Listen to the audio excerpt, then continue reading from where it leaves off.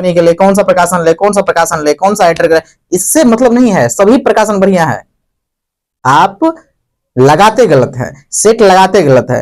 ये तरीका समझिए। मान लीजिए जो हमको एक सा क्वेश्चन है,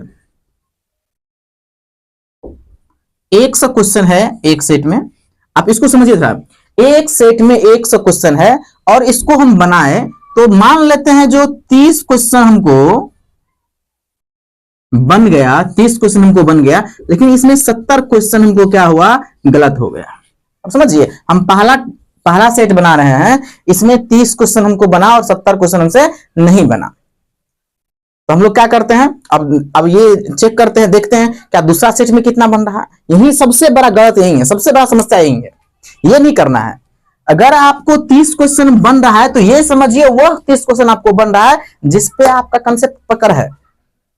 वह 30 क्वेश्चन आपको बन रहा है, इस 30 क्वेश्चन का कंसेप्ट आपको पकड़ है, वो किसी भी सेट में इस तरह का क्वेश्चन आएगा तो आपको बन जाएगा।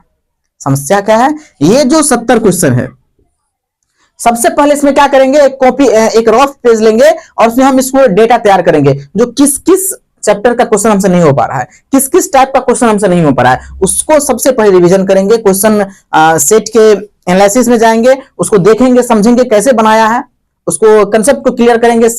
इसके बाद नंबर टू सेट को लगाएंगे। अब आप देखिएगा जो इस सेट में जो 100 क्वेश्चन होगा उसमें से लगभग 70 से 80 क्वेश्चन आपसे बन जाएगा। मान लेते हैं 80 क्वेश्चन आपसे बन गया, 20 क्वेश्चन नहीं बना, अभी भी 20 क्वेश्चन आपको अभी भी नहीं बन रहा है। तो इस लेवल का जिस क्वेश्चन में आपको समस्या हो रहा है, जिस लेवल के क्वेश्चन में आपको दिक्कत हो रहा है, उस क्वेश्चन को फिर से कंसेप्ट समझिए। उसको कंसेप्ट समझने के बाद, उस क्वेश्चन को बनाने के बाद फिर से आप तीसरा नंबर सेट लगाइए और इस सेट में आपको क्या होगा, लगभग 90 क्वेश्चन आपको तैयार कर लेगा, बन जाएगा। आप सीखने का समस्या जो, अब ये जो 10 क्वेश्चन इसमें भी बच गया, तो 10 क्वेश्चन को फिर से आप एनालिसिस करिए, जो किस चैप्टर का क्वेश्चन नहीं बन पा रहा है हमसे, किस तरह का क्वेश्चन हमको दिक्कत आ रहा है, किस चैप्टर। और इन तीनों में एक चीज और ध्यान रखिएगा, अब ऐसा नहीं है चलो 10 क्वेश्चन हमको गलती हो गया, चलो कल बना लेंगे, सुबह बना लेंगे, परसों बना लेंगे, रात, ये सब कुछ नहीं कर रहा है। हम सेट बनाए, एनालिसिस किए, समझे, देखे कहां दिक्कत आ रहा है, उसको अभी क्लियर करना है। ऐसा नहीं चलिए शाम में बना लेंगे, सुबह बना लेंगे, कल, ऐसा कुछ नहीं करना है, फिर आपको नहीं हो पाएगा। इस तरह से आप क्या करिए, कम से कम 5 सेट तैयार कीजिए, आगे नहीं बनाना है, पहले 5 सेट बनाइए। अगर आप देखिए जो पूरा हमको कंप्लीट हो रहा है, फिर से आप 1 से स्टार्ट कीजिए।